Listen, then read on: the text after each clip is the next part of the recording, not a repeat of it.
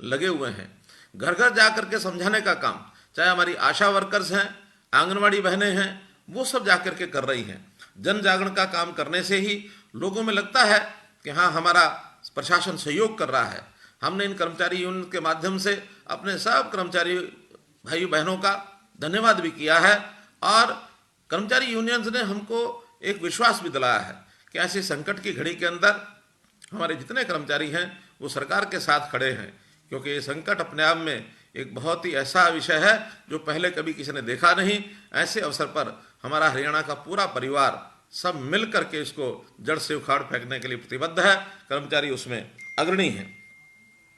साथ ही कर्मचारी जो यूनियंस बंधु थे उनसे बातचीत हुई कि हम लोगों को आखिर कुछ ना कुछ आर्थिक अपनी जो गतिविधियां हैं उसको भी बढ़ाना चाहिए।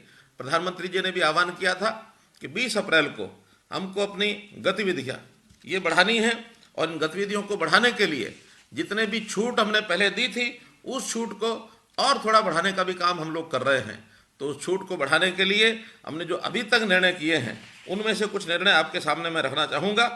जितने हमारे भट्ठे हैं, जो ब्रिक किलन्स हैं, उनको सबने हमने खुलवा दिया है। लगभग 2,07,000 ऐसे कर्मचारी जो है उसमें वहाँ काम कर रहे हैं, मजदूर उसमें काम कर रहे हैं।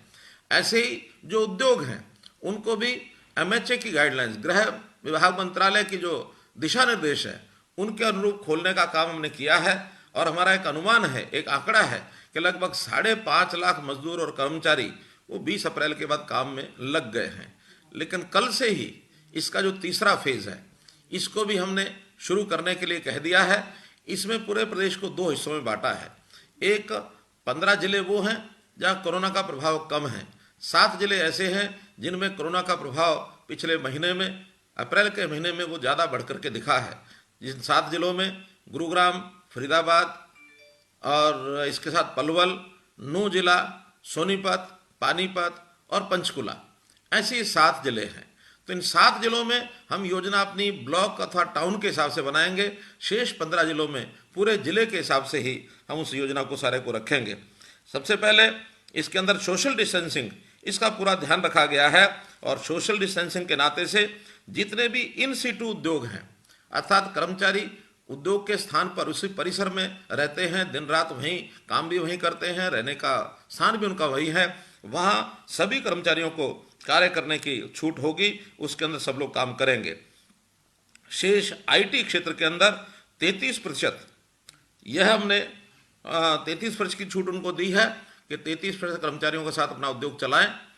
शेष अन्य 50% की छूट के साथ ये लोग अपना काम कर सकते हैं, चाहे वो सभी जिले 15 जिलों के अंदर बात करें या जो 7 जिले हैं उसमें ब्लॉक के हिसाब से उन ब्लॉक्स में छूट दी गई है जहां 10 या इससे कम कोरोना के जो पेशेंट्स हैं, जो पॉजिटिव हैं, उनकी संख्या रही हो। जहां 10 या इससे अधिक पिछले महीने में संख्या रही है वहां पर थोड़ा सा सख्ती इसलिए बरतनी पड़ेगी ताकि कोरोना का वहाँ फैलाव न हो। वहाँ जो हमारे कंटेनमेंट जोन है, कंटेनमेंट जोन में तो कोई गतिविधि चालू नहीं होगी, लेकिन बाकी जगह पर गतिविधियाँ ये चालू होंगी। दुकानें भी शहरों में, मोहल्ले की दुकानें और जहाँ कहीं केवल अकेली दुकान है, ऐसे स्थान पर जो मार्केट का हिस्सा नहीं है, इन दुकानों को छूट दी गई है। गांव में सभी दुकानों को, छोटी बड़ी सब दुकानों को खोल दिया गया है। ये भी सब जो भी हमारी गृह मंत्रालय की गाइडलाइंस हैं उसके हिसाब से ये हमने सब कुछ किया है। एक जानकारी और मैं देना चाहूँगा कि जो उद्योग सोशल डिस्टेंसिंग के कारण से अपने कम मजदूरों से काम चलाने के लिए आगे आएंगे, अर्थात 50% की जो संख्या उनको बताई गई है उसी से अपना उद्योग चलाएंगे, वहाँ उनके वर्किंग आवर्स में उनको छूट दी गई है कि वो 8 घंटे की बजाय 12 घंटे तक भी उन मजदूरों से काम ले सकते हैं। लेकिन ये जो धारा 59 है, 59, ये जो एक्ट है हमारा कारखाना अधिनियम 1948, इसकी धारा 59 के अनुसार उन सबको अतिरिक्त 4 घंटों का जो वेतन है, अर्थात ओवर टाइम का वेतन, ये डबल देना होगा। और इस नाते से एक कर्मचारी से 12 घंटे तक भी काम करने की सहमति वो लोग बना सकते हैं। ये भी एक छूट उनको दी गई है। मित्रों, इसी प्रकार उद्योग को हम लोगों ने खोलने के जो प्रावधान किए हैं, उसमें मुझे लगता है कि हमारा जो दूसरा चरण है उद्योग खोलने का, उसके अंदर अधिक से अधिक खोले जाएंगे उद्योग। इसके बाद जहां कहीं कोरोना के केसेस ज़्यादा हैं, वो तीसरे चरण में 3 मई के बाद उनको और छूट दी जाएगी। उस समय तक हमारी सब गति इस प्रकार की ध्यान में आएगी कि किस गति से हम कोरोना से लड़ाई लड़ रहे हैं और कोरोना को हम रोक पा रहे हैं, तो निश्चित रूप से इसको हम खोलेंगे। विषय है प्रवासी मजदूर। प्रवासी मजदूर हमारे हरियाणा में भी बहुत बड़ी संख्या के अंदर उद्योग में लगे हुए थे, खेतों में काम कर रहे थे। अचानक इनको जब एक विषय लॉकडाउन का आया तो घर जाने के लिए इन्होंने अपनी तैयारी की, लेकिन चूंकि सोशल डिस्टेंसिंग के कारण से इनका एक साथ घर जाना संभव नहीं था। हमने इनके लिए माइग्रेंट कैंप्स बनाए और उन माइग्रेंट कैंप्स में लगभग 15,500 मजदूरों को 20-22 दिन वहाँ रहने के लिए कर्मचारियों ने, वहाँ पर संस्थाओं ने, सब लोगों ने सहयोग किया। और इसके बाद एक क्वारंटाइन का पीरियड पूरा होने के बाद परस्पर प्रदेशों में जो भी ऐसे लोग रुके थे, उन्होंने अपने अपने घर जाने के लिए जब इंतजाम हमने किए तो घर जाने लगे हैं। और उन 15 दिनों के अंदर हरियाणा में हमने कम से कम ऐसे जितने प्रवासी मजदूर थे उन भाइयों को कोई तकलीफ नहीं होने दी, बल्कि सेवा भाव से उनका जब सेवा की गई और जाने लगे तो भावनात्मक तरीके के भी दृश्य ध्यान में आए कि जब उस कैंप को छोड़ करके जा रहे थे तो जाते समय ऐसा भी ध्यान में आया कि वहाँ के कर्मचारियों के पैर तक उन्होंने छुए। और जब उनसे पूछा ऐसा क्यों, तो उन्होंने कहा कि हमें परिवार के अंदर भी जितनी सेवा भाव और जितना हमको प्रेम स्नेह प्यार मिलता है उससे ज़्यादा प्यार हमको मिला है, और एक परिवार से जैसे बिछड़ना होता है इस प्रकार के बिछड़ने का उनका जो एक दृश्य ध्यान में आ रहा है। ये सब मजदूर, हमको इनको मजदूर कहते हैं ऐसा नहीं है, हमारी इस प्रदेश की एक प्रकार की मजबूती के ये अंग हैं। और इस मजबूती को लाने के लिए हरियाणा में जो इन्होंने काम किया, आगे दोबारा से फिर वो काम करने आए, ऐसी हमारी इच्छा है। किन्हीं कारणों से अपने प्रदेशों में भी काम करते हैं, तो उनका सबका 15-15, 20-20 वर्षों से जो यहाँ काम करके गए हैं हरियाणा के निर्माण में, उन्होंने सहयोग किया है। मैं उनका धन्यवाद भी करता हूँ, उनका आभारी भी हूँ कि अपने सब लोगों का उन्होंने ध्यान रखा है। अभी भी जो मजदूर यहाँ शेष बचे हैं, बहुत लोग कटाई के काम के लिए आए हुए हैं। ऐसे कटाई के काम वाले सभी कटाई करने के बाद इन लोगों को सबका ध्यान रखा जाएगा।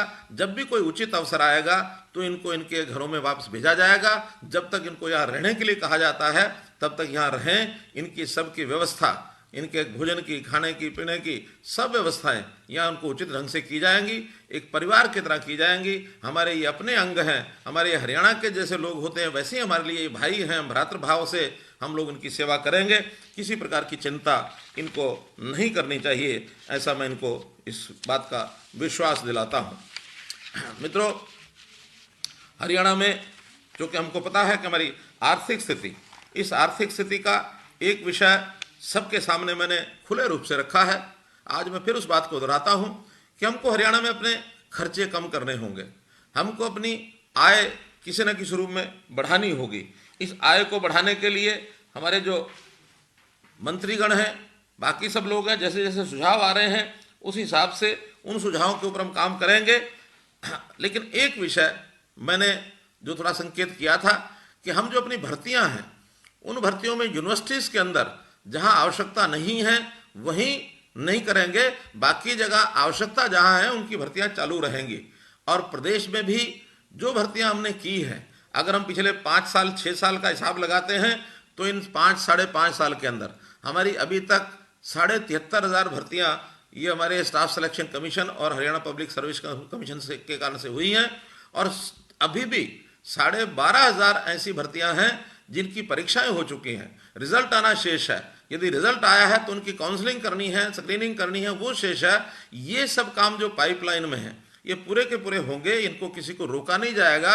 और इन 12,500 को मैं जोड़ता हूँ तो ये 86,000 भर्तियां हमने पिछले 5-5.5 वर्ष में की हैं।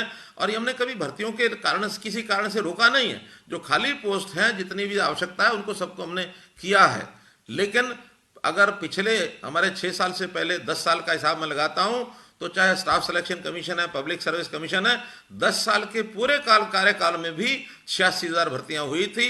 अर्थात वो 10 साल का कार्यकाल और हमारा 5.5 साल का कार्यकाल, ये बराबर भर्तियां कर चुके हैं। आगे 4.5 साल भी जो बचा है समय, उसके अंदर भरपूर भर्तियां की जाएंगी।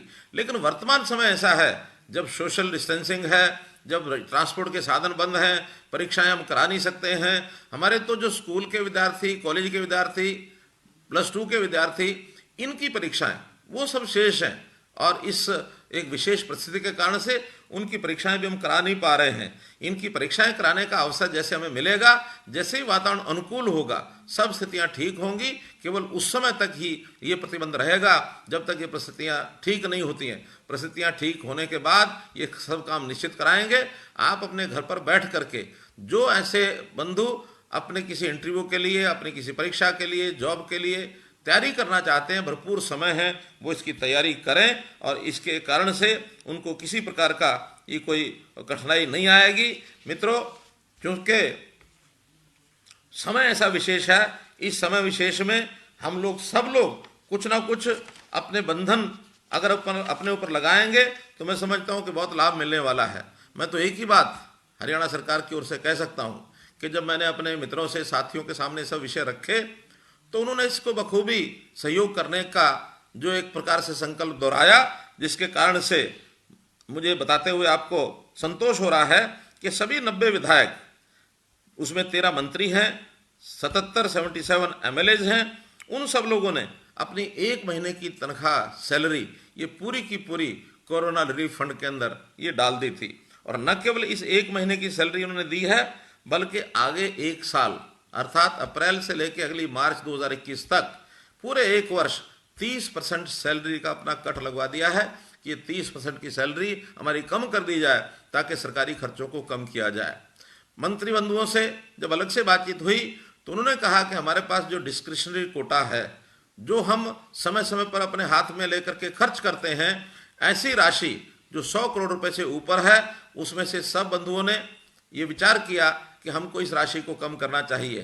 तो मुझे ये बताते हुए संतोष हो रहा है कि कुल मिलाकर सभी मंत्री, हमारे स्पीकर, डिप्टी स्पीकर, हमारे गवर्नर महोदय, सब लोगों ने मिलकर 51 करोड़ रुपए की राशि इस बार कम खर्च करने का और एक अपना संकल्प दोहराया है, ताकि हमारे सरकारी खर्च में इसका एक प्रकार से बचत हो सके। ये सब काम किए हैं। सभी बोर्ड्स के, कॉरपोरेशंस के जो चेयरमैन हैं, उन्होंने भी 1 महीने की अपनी जो सैलरी है वो कंट्रीब्यूट कर दी है। XMLAs, उनकी पेंशन, 42 XMLAs हैं जिन्होंने अपनी पेंशन का कुछ ना कुछ हिस्सा, कुछ XMLAs ऐसे हैं जिन्होंने पूरी की पूरी अपनी पेंशन 1 महीने की ये इस बार कोरोना रिलीफ फंड में डाली है। उनका भी मैं धन्यवाद करता हूँ।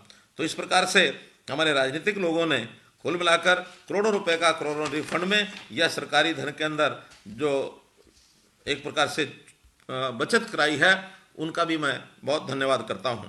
आजकल हमको पता है कि मंडियों में प्रोक्योरमेंट चल रही है। प्रोक्योरमेंट का समय ये भी किसान के लिए, हमारे मजदूरों के लिए, आढ़ती के लिए, ग्रामीण जनजीवन के लिए बहुत ही महत्वपूर्ण ये एक अवसर होता है। इसमें इस बार हमको थोड़ा कठिनाई आई है सोशल डिस्टेंसिंग का पालन करने के लिए। हमने इन मंडियों की संख्या ज़्यादा की है। पहली बार ये प्रयोग हुआ है कि गेहूँ 400 के बजाय 1800 मंडी और परचेज सेंटर्स के ऊपर ये कराया जा रहा है। स्वाभाविक है, इतना विस्तार, चूँकि वहाँ किसी प्रकार की व्यवस्थाएं नहीं थी, नई व्यवस्थाएं बनानी थी। प्रारंभ के 2-3 दिन कठिनाई आना स्वाभाविक था।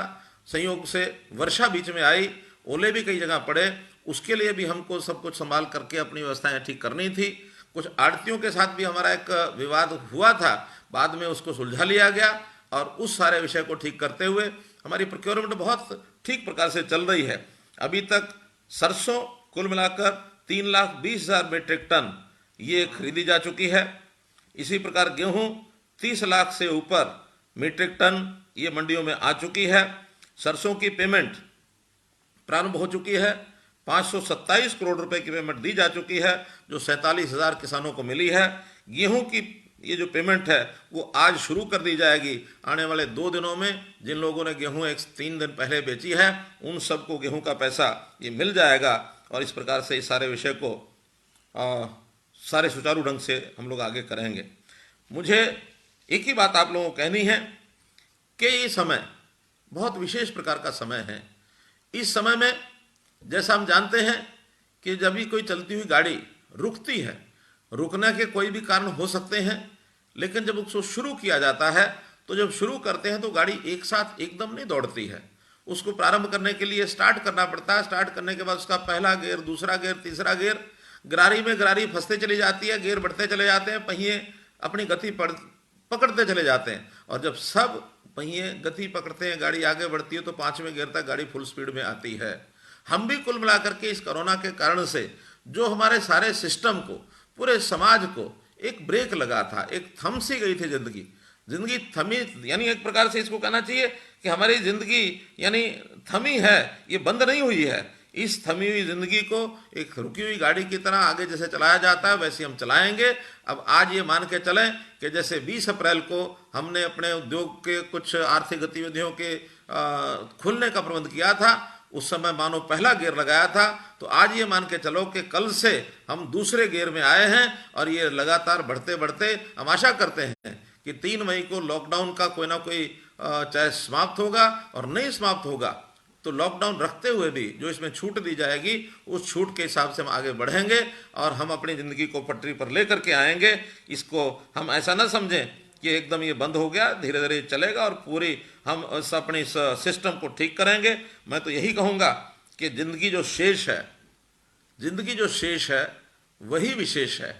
इसलिए हम जिस फेज़ में अब आए हैं, इस फेज़ के आगे अपनी ज़िंदगी को सुरक्षित रखना, उसको ठीक ढंग से आगे बढ़ाना, चलाना और उसी का आनंद लेना, ताकि हम अपने जीवन को, अपने आने वाली पीढ़ी को ठीक सुरक्षित ढंग से एक अच्छा भविष्य दें। यही आपसे मेरा निवेदन है। बहुत बहुत धन्यवाद, बहुत बहुत आभार।